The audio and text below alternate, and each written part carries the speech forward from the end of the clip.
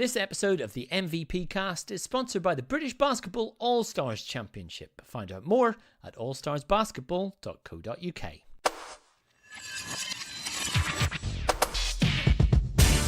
Winsberg pulls up for three, boom, knocks it down.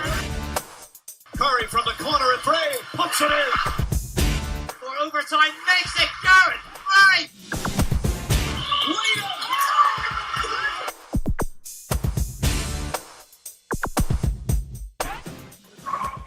Welcome to this edition of the MVP Cast from myself, Mark Woods. My guest this week is a Great Britain international who's also spread his wings and his considerable wingspan around the world during a pretty fascinating career. He's one of the few Brits to have played in Japan, he's played in the States, and now he's at London Lions, where he'll be looking to help them defend their title at this coming weekend's British Basketball All-Stars Championship at the Copper Box. He joins us now. Flo Larkai, thanks for coming on to the MVP Cast. Thanks for having me, Mark. Appreciate it. There's a really obvious place, I think, to start this episode. I suppose in this of all weeks, the very sad passing of Jimmy Rogers at the age of 78 from lung cancer. For anyone who doesn't know his work, I'm sure there's not many people out there. You can read more about it at mvp247.com. But Jimmy was someone who gives so much to the grassroots, with all the players he nurtured at Brooks and Top Cats, and just the positive influence he had on basketball and society down in South London. And Flo, you were very heavily involved there when you were younger. Your memories and your thoughts on him, please. Since I met Jim, he's always been a figure of strength that you can lean on. You know, he was that guy that, when you walked into the gym, his presence was just known by everyone. You know, he's one of those guys where you wanted to work hard and do well, almost to impress him, because he was that father figure that a lot of the guys that didn't have, or he was just an extra strong male role model for guys who already had their fathers as well too. He was, as hard as he was, you loved him for it, because he only did it because he wanted the best for you. As I've gotten older, the other guys have got older, everyone realized, oh man, this guy, and he didn't want anything from me. Obviously, you got paid and stuff, but he didn't want anything from you but to work hard, because he understood what the game could give you if you did work hard. And so his passing, So we've talked a lot. I mean, it's said about his selflessness and sort of the community that he built there. But I suppose the thing a lot of people haven't talked about is the fact that Brixton under him produced so many good players, and kind of from a coaching standpoint, what was so good about him that he's brought players like Luol Deng, yourself, others through the ranks there? A lot of it was, when you grabbing kids of that age who are starting, he instills a level of work ethic that is really tough to replicate anywhere else. Coaches can give you, X's and O's, this drill, that drill, but to really pull the ability to work hard, like he did that. He drove players to want to work hard.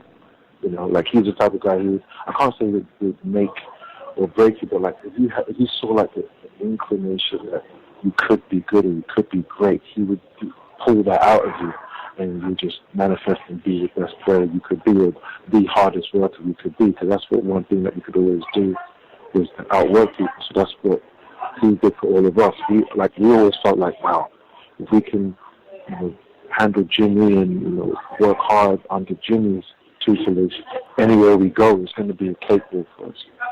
I mean, he was quite hard on players who came into the gym. Hard, I think, on anyone who came into the gym. But do you think that that's part of the success, that he wasn't afraid to kind of pull his punches in a time when, I guess, a lot of adults, a lot of coaches kind of think, well, we can't be too hard on these kids or impose too much discipline on these kids because they might run away?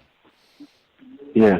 But he did that because, as I'm older, I understand now, he understood the level of competition out in the world, and he wasn't just prepping us for basketball. It was for things after basketball. Some people were even going to play basketball, other things, but understanding the competition and the work ethic that you need to compete in this ever competitive world that we're growing up in.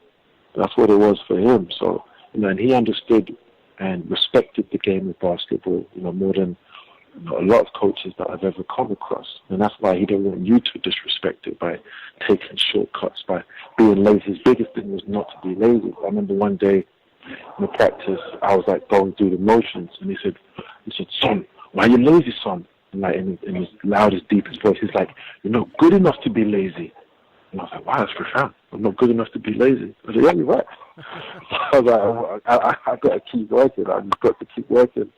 And the best thing about it, being under Jimmy was when someone's hard on you, right? When you do something great, he praises you just as much, or even more. And it just makes you want to do more and do more and do more. How much do you think we'll look back on what he did, or how do you think he'll best be remembered? Because there were so many things that were quite incredible and special about him. One thing in particular, it would just be his inviting aura. No matter who you were, what your skill level was, he said, come to Brixton. You want to learn? We'll help you. You need to get off the streets? They got a home for you. You're having trouble somewhere else? We can help you here. Like that. He had that, and he didn't care who you were as long as you showed up and you worked hard. He had that for you. He didn't kick you out, because your skill level wasn't too good. He was trying to help cultivate that, and I think that was the biggest thing. Extraordinary character, I think, be missed by many people. Yeah, he's amazing. He's amazing, man. You've said that you would like one day to kind of follow him and be a coach. And obviously for a lot of players it's kind of an obvious route, but why have at this point in sort of life have you decided already that's what's next for me? You know what it is as I've gotten older and I've become a veteran on the team, right, then it's like I just found myself being drawn to instructing people. And I learned it first, I learned the work ethic from Jimmy. And there was another coach in the States, Rich Leary, who's my AU coach and Laurel's AU coach. And he really taught me how to teach. And I have the passion in the teacher, So I've always wanted to do that. And I do it selfishly first because I get better as a player and as a person by coaching and teaching. And to say when I wanted to be like Jimmy, my aspirations are to be who I needed when I was coming up in the ranks. And to be who I needed was the people that were there and people that weren't there. To be a culmination of those people for whoever, has a desire to play basketball. I could apply it to other things, but basketball is something I'm passionate about, which is why I want to go into coaching, but it's not just coaching, skills, X's and O's, but coaching the mind, because the game is so mental, to play pro, what's it like to be overseas, or what's it like to do coaching, what's it like to handle conflict resolution with teammates, and what's it like in school, what they expect of you, coaching them and that stuff to get ready for more than just basketball. So that's why I want to do it. You said there about the sort of different philosophies and maybe different ideas that you've seen from different coaches. How do you kind of now already go about plucking the parts that you want to take with you, and maybe also, I suppose, leaving behind the parts you don't want to take? It's basically, I use it like how it felt and how it resonated with me. There's some coaches that would just say stuff just to say stuff, or then the stuff that was really helpful, I really analyze why it was helpful. Or when if there's coaches mad, then I'll kind of take, the message in it and see, okay, he could reach me that way, but could he reach somebody else? And then I'll try and change how I deliver the message to other people, because I think that one of my greatest abilities is reaching people. It's a big reason why, Laurel has me as one of the assistant coaches with his camps in the last few years, the ones for South Sudan and the ones he has in London for Top 50, and there's a reason why I was invited to go out to Johannesburg to help with the NBA Academy stuff because of that. So who would you say, that's the philosophy. Amongst the coaches you've had, who's the best coach you've played for? In terms of what? In Because terms there's of always maybe the different. coach that's reached you in the best way, or who you've been influenced most by? I mean, is there someone that you go, yeah, if I'm a coach, that's the guy I'd like to be closest to? It's three. There's three. I can't just choose one. There's three. Jimmy Rogers, of course. Rich Leary out in New Jersey for the New Jersey Demons AAU team, and Coach Houston, who is assistant coach at LaSalle when I was there, and is also the head coach and director of the academy in Senegal. Those three guys, they reached me and helped me the most because it helped me with things more than just on the court. You know, they showed a level of caring and passion and empathy that other coaches didn't. I didn't feel used by them afterwards. You know, when somebody shows that they care, it just makes you work hard for them. I mean, when you coach at different levels, the coach is always invested in, I guess, in that sort of power and responsibility. I mean, from your perspective, how does that sort of role they undertake have maybe the potential to either make or break players as they go along? It's huge, which is why when I talk to guys now, I tell them about what to expect out there, because when you get to Division 1 or you start playing pro, you understand these coaches, they're doing it because it's their job, it's their livelihood. They don't have the time to try and coddle a player who's not responding correctly. They'll just come and replace you. But there are some coaches where, the check isn't everything. There's a different level to what they do and a different philosophy that they employ when they start going out there and coaching and trying to get the best out of players. And those coaches always seem to excel the most. There's a genuine air of caring. Do you think that, I suppose in this country, a lot of young coaches don't get that formal education maybe that they get in other countries, or the sort of pyramid scheme maybe they have in the States to kind of develop assistant coaches through coaches in high school and college? Do you see that when you go around talking to coaches? What's the education and knowledge level like of the younger coaches here to kind of deal with players the way they need to be dealt with, particularly at that youth level? Yeah, a lot of what I say is that, and it sounds preachy, but that ability to connect with players to get the best out of them. Because a lot of coaches I've seen out here, they're great with X's and O's, fantastic. They're great with skill development. Anyone can work on that stuff because you can get it all online, or you can buy a program and just copy the drills. But to really get the best out of the players and show that they really care, and it's not just I'm here to pick up a check and there's something I like to do. It's that genuine caring. And, if you go to other places, like I'll talk about the States, or I'll talk about Africa. Let's talk about Africa. The coaches I saw there, because they understand that these players, it's a genuine way out for them, life-changing experience for them to play and excel. So they put a level of caring into it that gets the best out of the players. Let's pause the conversation just for a moment to remind you that Flo and a lot of the other greats of British basketball will be on show this Sunday at London's Copper Box for the second All-Stars Basketball Championship. Now, it promises to be something pretty special. 12-minute games, rolling subs, power plays, and the battle to take home part of a £100,000 prize pot. Last season, it was the Lions who came away with the trophy. 7 other sides looking to dethrone them this time around. It is live from 1 p.m. on Sunday on Sky Sports Arena and Sky Sports Mix with myself, Joe Wilson, and all of the crew. But there's nothing better than seeing it live, and there's still time to get your tickets for the British Basketball All-Stars Championship. They're available now at allstarsbasketball.co.uk. Flo Larkai is our guest in this episode of the MVP Cast. Let's talk about your travels, Flo. 3 championships in Japan, 2 different teams over there. Yeah. Sum up the experience of living and playing over there.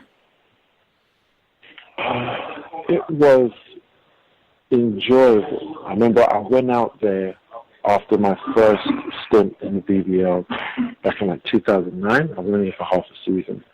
And I remember I wasn't happy playing here because I felt like people didn't care about basketball here.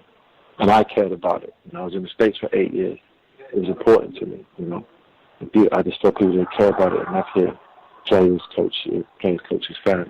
So I went out there, and I was like, wow, these people care. Like, care enough to fill stadiums, care enough to make merchandise, care enough that people want your autograph and take pictures. And I have fans, you know, people wearing my jersey, making signs and dedicating posts to me, going to my sneakers with a signature and stuff like that. You know, that's why one of the reasons I always return, because of the love that I received from them.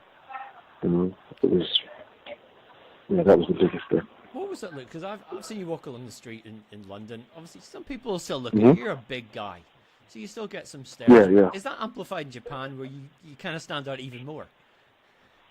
Oh, big time. Big time. You know, obviously, because they don't have much diversity over there, so you stick out like a sore thumb.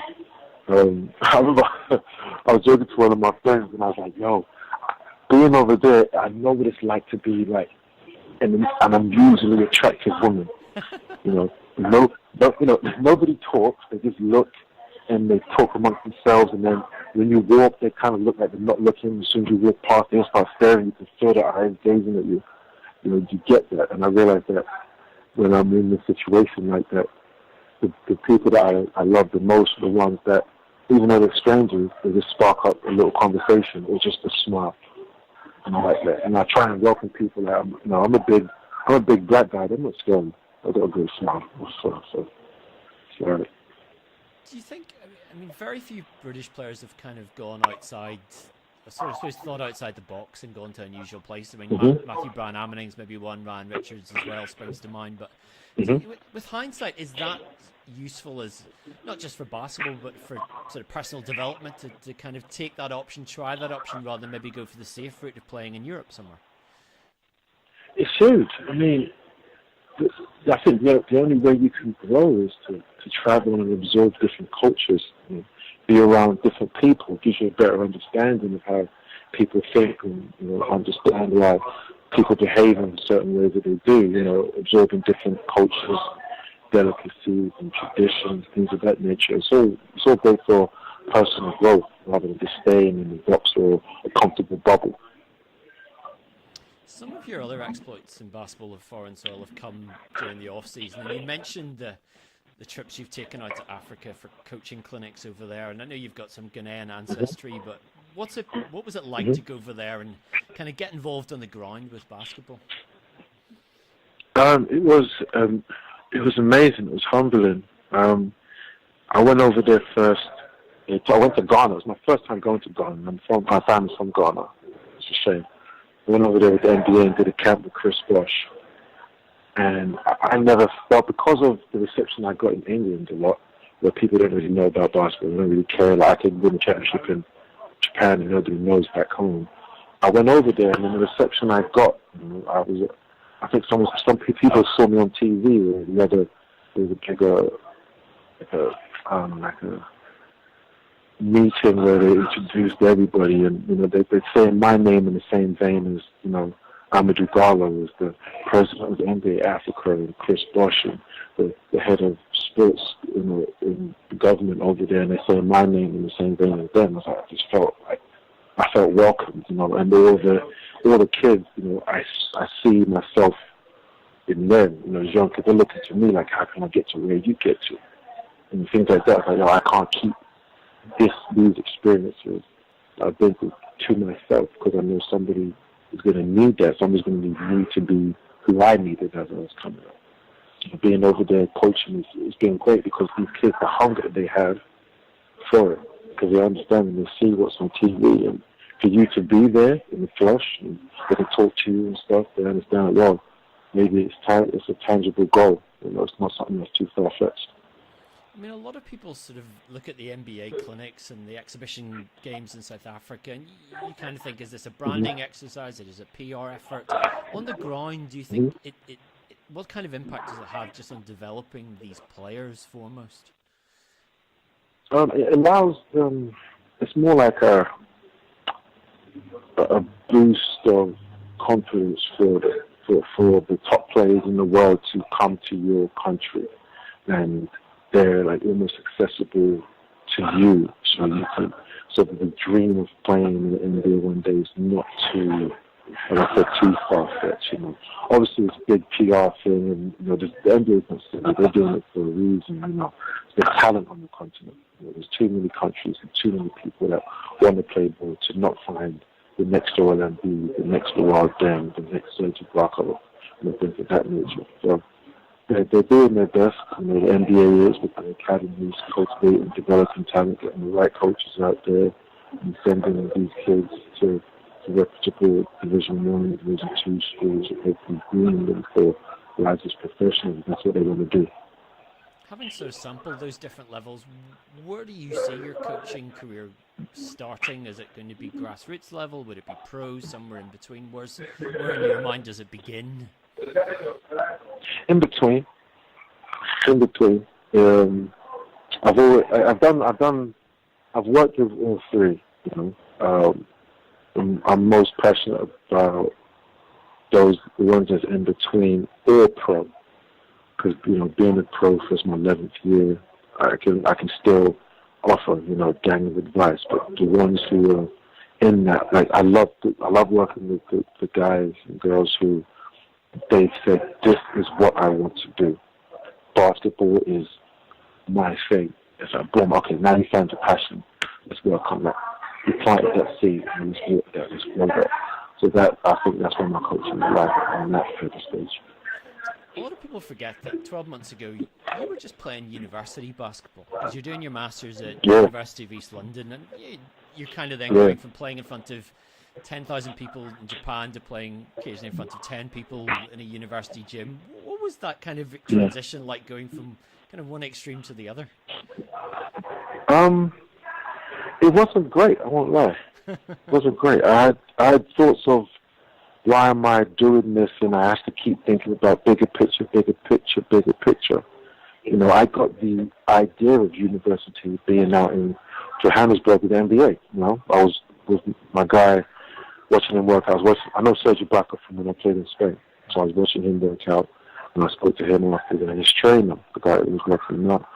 And I was asking about being a coach in the NBA, and he said, you know, everyone wants to coach, but you need other things that make you attractive. He said, one of the things he said, you know, what he does is, you know, I can train guys on the court, and I can also train them in the weight room. So if you can get both of those, it makes you that much more attractive to any team. Any team's going to want that. 2-for-1 special. And I was like, wow, I could do that. And our good friend Duncan Ogilvie, who's the head of S&C at UEL, he said, oh man, you come here, you know, they'll pay for the masters and stuff. You've got to be in scholarship with the team. So I did that. Plus they had a good coach, Josh Tackey, who was one of the best coaches I've been with just for individual instruction.